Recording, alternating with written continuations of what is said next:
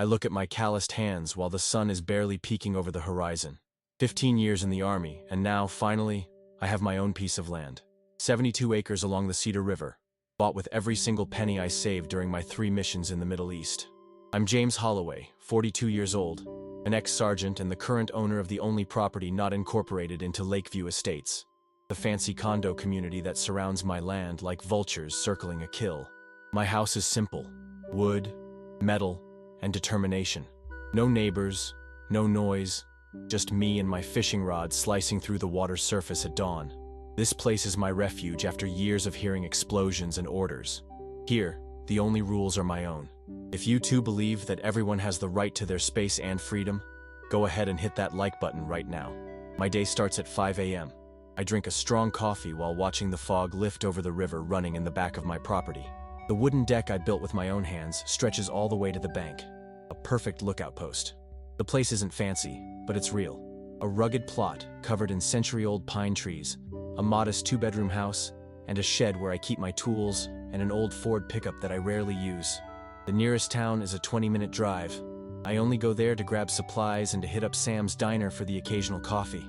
The rest of the time, I'm home either fishing, fixing stuff, or just sitting with a beer watching osprey dive into the river. The scent of pine mixed with fresh water and damp earth is my favorite perfume. The silence is broken only by the wind rustling the leaves and, every now and then, the distant sound of rich Lakeview residents' boat engines. The first letter arrived on an ordinary Tuesday, a crisp white envelope with the golden logo of the Lakeview Estates Homeowners Association. I opened it without imagining that scented paper would mark the start of a war. Notice of land incorporation. Fancy words for saying they wanted my land. 3 days later, a black BMW pulled up at my property's entrance. A woman with perfectly styled blonde hair stepped out, her heels sinking slightly into the damp earth. Vanessa Holmes, president of the HOA, smiled, her teeth almost too white, as she extended her hand toward me. "Mr. Holloway, it's a pleasure to finally meet you. I'm Vanessa Holmes." "I'm busy," I replied, glancing at the fishing pole in my hand. "Surely you can spare a few minutes. We're just finalizing some paperwork to incorporate all the properties in this area under our jurisdiction. It'll benefit everyone." Her eyes swept over my house, my shed, my deck with barely hidden disdain. A skinny guy carrying a clipboard and another with a camera hung around next to the car, cataloging every detail of my land. "My property isn't part of your condo. It never will be. Mr. Holloway," she adjusted her crisp blazer, "we all need to follow the community standards. Your facilities definitely need some serious improvements." The following week, I started getting daily visits. Mr. Anderson with his clipboard, writing down violations. Mr. Carter snapping pics of my non-compliant deck and my unauthorized shed. I began keeping a record of every intrusion. I set up security cameras along the property boundaries. I spent my nights studying state property laws. One Saturday morning, I caught Anderson measuring the distance between my shed and the property line. "Want some coffee while you're invading my land?" I offered, sarcastically. He looked taken aback. "Just checking on compliance, sir. Compliance with regulations that don't even apply to my property. Mrs. Holmes thinks they'll apply soon."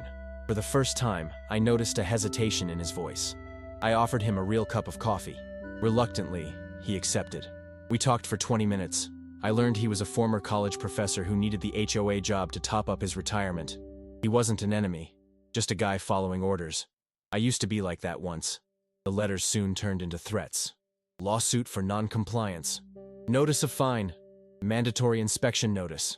Every official paper appeared in my mailbox like grenades waiting to explode. I started to wonder, while I had legal rights to my land, did I really have what it took to face corporate lawyers? I consulted Richard Grant, an ex-prosecutor who specialized in property rights. His small-town office looked worn down, but his eyes shone with sharp intelligence. "This HOA is overstepping its authority," he said after reviewing my documents. "But they'll play dirty. Prepare yourself." I woke at 3 a.m. with headlights shining through my window. 3 men were checking my deck with flashlights, one bald, one with nervous eyes, and a big guy holding a crowbar. I grabbed my double-barreled shotgun and headed out to the porch. "Private property. Get off now." The bald guy grinned. "We're just Lakeview Security, checking for non-compliant structures." At 3 a.m., with a crowbar? When they didn't back off immediately, I raised my shotgun. "I'll count to 3. They left, muttering threats. I didn't sleep the rest of the night, wondering if I'd taken things too far or if the real fight was just starting. The paper storm hit on a Thursday. Subpoenas, hearing notifications, and subtle threats of eminent domain. 4 months of non-stop harassment had turned into open war. I realized Vanessa wasn't backing down. My property was the last piece of the puzzle for her perfect condo community, and she would do anything to get it. That afternoon, as the sun was setting and I was sorting through my documents at the kitchen table, I heard the unmistakable sound of wood being ripped apart. I ran outside, barefoot, and saw 2 men dismantling my deck. One of them was the big guy with the crowbar, now wearing a uniform with the Lakeview security logo. "What the hell do you think you're doing?" "Demolition order," said the man, showing me a paper. "An unauthorized structure encroaching on Lakeview's common area. This is private property, and you all know it." Blood pounded in my temples as I moved closer. The air between us crackled with tension, pure electricity. He tightened his grip on the crowbar. I clenched my fists.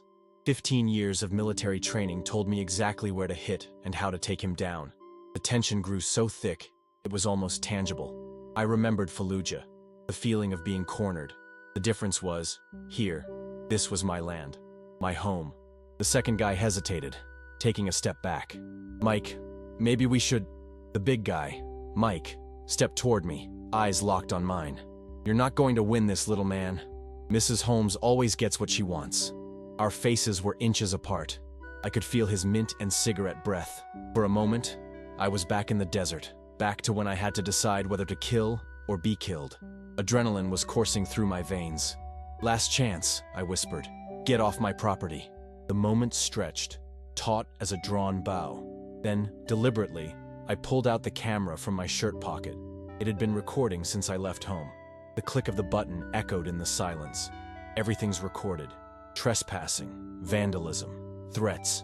I have cameras covering my whole perimeter. How long do you think you're going to last in jail? Hesitation flashed over Mike's face like a cloud. His grip on the crowbar slackened slightly. This was the real battle. Not of physical strength, but of wills. Of boundaries and lines drawn in the sand that I wasn't going to let them cross. The next morning, there was no doubt. It was all-out war. My lawyer filed a restraining order against the HOA and its representatives. In retaliation, Vanessa escalated her campaign. Billboards began popping up on the road near my property. Lakeview Estates, a future of elegance, coming soon to this area, as if my house were already theirs. Anonymous letters started arriving, describing how certain obstacles would be removed for the progress of the community. My mailbox got knocked over twice. I found nails scattered right at the entrance of my property. Every single provocation was designed to make me lose control, to turn me into the stereotypical unhinged veteran. I wasn't going to give in. That night, I stayed up reviewing documents. Every deed, purchase contract, tax record, every scrap of paper proving that this land was mine. As I went over the original contract, I noticed something odd in the most recent copy from the notary. Small inconsistencies in the description of the property boundaries. Someone had altered the coordinates. Subtly, almost imperceptibly, but enough to suggest that part of my land originally belonged to Lakeview. The phone rang at 11:47 p.m. It was Richard, my lawyer. "James, we've got a problem. The HOA filed a land reassessment document at the notary today. According to them, you signed off on a redefinition of your property boundaries." "I didn't sign anything." "Well, someone did, and it looks a lot like your signature." The breath was knocked out of me as if I'd taken a sucker punch. Forgery. They'd crossed the final line. "I'm heading to your office right now." I drove to town, my hands gripping the wheel so hard my fingers turned white. Richard's office was lit up despite the hour. He showed me the document. There it was. A signature almost identical to mine, ceding nearly half of my land, including all the access to the river, to Lakeview Estates. The anger that surged in me at that moment was unlike anything I'd ever experienced. Not even on the battlefield. It was so intense it felt like a living beast inside my chest, clawing to break free. I took a deep breath, 1, 2, 3 times, just like they taught us in veterans support groups. "This is forgery," said Richard, "and fraud. And knowing Mrs. Holmes, I'm willing to bet it's not the first time. What do we do? First, we get the signature authenticated. Then, we investigate other possible victims. And then," he smiled for the first time that night, "we set a trap." The next few weeks were an intricate dance of gathering evidence, testimonies, and strategy. We discovered 3 other property owners who had sold their land to Lakeview under shady circumstances. A handwriting expert confirmed that my signature was forged. The noose was slowly tightening around Vanessa Holmes. The final piece of the puzzle came from an unexpected place. Anderson, the clipboard guy, secretly approached me. He left an envelope in my mailbox with a note. I can't be a part of this anymore. Inside, I found internal emails from the HOA chatting about how to acquire my property by any means necessary. There were explicit mentions of forgery, intimidation, and even sabotage. I sent everything straight to Richard as soon as I could. The final showdown unfolded at the Lakeview HOA headquarters. Not in a courtroom, as we'd expected, but during a public board meeting. Richard and I walked in while Vanessa was presenting her expansion plan to the residents. I slipped into a seat at the back while Richard walked down the central aisle. "Ladies and gentlemen of the board," his voice echoed in the room, "I'm Richard Grant, attorney for Mr. Holloway, the rightful owner of parcel 457 that Mrs. Holmes is illegally trying to annex to Lakeview." Vanessa froze for a moment before recovering with a rehearsed smile. "Mr. Grant, this meeting is only for members, and we have properly notified all members as the state law requires," Richard interrupted, handing out folders to every board member. "These are copies of the forged documents that Mrs. Holmes submitted to the notary, along with the forensic report confirming the fraud." A murmur rippled through the room. Vanessa tried to regain control. "These are absurd and defamatory accusations. I've also included," continued Richard, unflustered, "testimonies from 3 other property owners whose signatures were forged, internal communications from the HOA detailing the plan to seize Mr. Holloway's property, and records of the midnight visits by the security hired by Mrs. Holmes." The room erupted into voices. The board members were frantically flipping through the documents. For the first time, Vanessa lost her composure, her face turning from pale to red. "This is an ambush. These accusations are fabricated by a man who refuses to follow community standards." That's when I stood up. The room fell silent as I walked to the front. I hadn't worn my military uniform in years, but my bearings still showed my background. I stood next to Richard and stared directly at Vanessa. "My name is James Holloway. I served this country for 15 years. I bought my land legally and I pay my taxes. I'm not part of your community, and I don't want to be. I just want what's rightfully mine." I kept my voice calm and measured. I didn't need to yell to be heard. Mrs. Holmes and her associates trespassed on my property, damaged my belongings, forged my signature, and tried to steal my land. I have all the evidence. It's all documented and witnessed. I paused, looking around at every board member. I'm not here to fight with Lakeview Estates. I'm here to make one thing crystal clear. My property ends where yours begins. Respect that, and we won't have any problems. Then the back door opened. 2 uniformed officers walked in, followed by a man in a suit who identified himself as a detective from the Financial Crimes Unit. Vanessa turned pale at the sight of them. "Mrs. Holmes," said the detective, "we need you to come with us to answer some questions regarding potential document forgery and fraud." As the officers escorted her out, our eyes met one final time. There was no regret in her gaze, just fury and disbelief that her plan had backfired. After that night, the harassment completely stopped. The HOA elected a new president. Anderson resigned and even testified against Vanessa, who was indicted on multiple fraud charges. My property stayed intact, its boundaries clearly defined and respected. Autumn turned the leaves red and gold. I rebuilt my deck, stronger and bigger than before. Every board I nailed down was a statement. This place is mine. I'm staying here. One afternoon while I was fishing, I noticed a man approaching along the riverbank. It was one of those Lakeview residents I hadn't seen before. Graying hair, thin-rimmed glasses, dressed casually but clearly wearing expensive clothes. "Mr. Holloway?" he called out hesitantly. "Could I have a word with you?" I calmly reeled in my line before answering. "I'm listening." "I'm Robert Keller, a board member of the HOA." He stopped a respectful distance away. "I wanted to apologize in person for what happened. Many of us had no idea what Vanessa was really up to." I studied his face looking for any signs of insincerity, but I only saw genuine discomfort. "Appreciation wasn't what I was after," I finally replied. "I get that, but I also wanted to say that, well, you made us rethink a lot of things. How we treat our neighbors, how we manage our community." He looked out at the river, the calm water reflecting the autumn sky. "Some of us would like to set clearer boundaries. Physical ones and metaphorical ones as well. A proper fence, maybe. At our expense, of course." I considered the offer for a moment. A fence. a definite line between his world and mine. A fence would be acceptable, I agreed, as long as it's clear which side I'm on. He smiled slightly. Crystal clear, Mr. Holloway. As he turned to leave, I added, and Mr. Keller, my deck stays exactly as it is. We wouldn't expect anything different. In the following months, a modest but solid fence was built along the divide with Lakeview, not as a hostile barrier, but as a clear demarcation. Up to here, no further, on both sides. Later, Richard called to tell me that Vanessa had pled guilty to multiple charges to cut her sentence. Her empire quickly crumbled. Other communities run by her started to look into similar shady practices. Like many tyrants, she fell because of her own excess. Subscribe to the channel and hit that like button to get more stories like this. Today, 18 months after that first threatening letter, I'm sitting on my rebuilt deck, watching the morning mist roll over the river. My fishing line cuts through the water like I always wanted, peacefully, uninterrupted. The lesson I learned wasn't about winning or losing.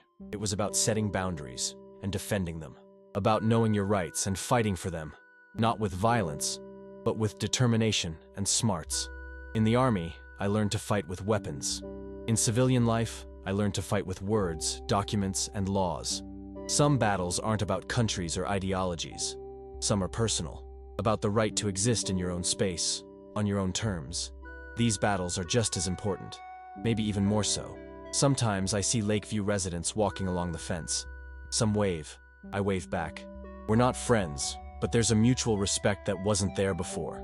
They live in their organized world of rules and regulations. I live in mine of freedom and simplicity, separate but coexisting. Rumor has it I'm now a local legend, the man who took on a powerful corporation and won. I don't care about the fame. I didn't fight for recognition. I fought for the right to sit here on this deck with a beer in hand, watching the water flow. If there's one thing I want you to take away from this story, it's this. Know your rights. Document everything. Don't be afraid to ask for help. And most importantly, set your boundaries and defend them with everything you've got. Because in the end, if you don't fight for what's yours, it will inevitably be taken away. This story isn't just about a piece of land by the river. It's about self-determination, about deciding for yourself how you want to live without letting others dictate your choices. Now, looking out at the horizon where the river meets the woods, I know this place is truly mine. Not just because I have the documents to prove it, but because I fought for it. And I'll keep fighting if necessary. If this story meant something to you, if you've ever had to defend what's yours from those who tried to take it away, hit like and subscribe for more stories of everyday resistance. Because at some point, we all have to draw a line in the sand and say, that's it, no further. The sun's high now, chasing away the last traces of fog. Time to check my lines. Life goes on, calm as the river, and that's exactly how I want it.